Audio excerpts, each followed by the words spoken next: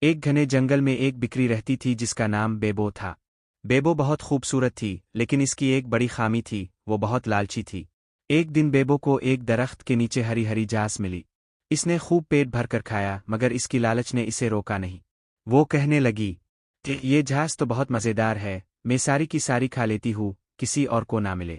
اس نے اتنی زیادہ گھاس کھا لی کہ اس کا پیٹ پھول گیا، مگر پھر بھی وہ آس پاس گھوم کر مزید گھاس تلاش کرنے لگی۔ اسی تلاش میں وہ ایک ایسے علاقے میں پہنچ گئی جہاں شکاریوں نے جال بچھا رکھا تھا۔ جیسے ہی بیبو وہاں پہنچی وہ جال میں پھنس گئی۔ بیبو زور زور سے چلائی، می بچاؤ! اچانک ایک نیک دل خرگوش وہاں سے گزرا۔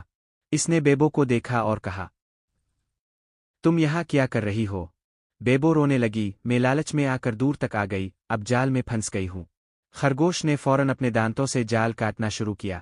کافی محنت کے بعد وہ بیبو کو آزاد کرانے میں کامیاب ہو گیا۔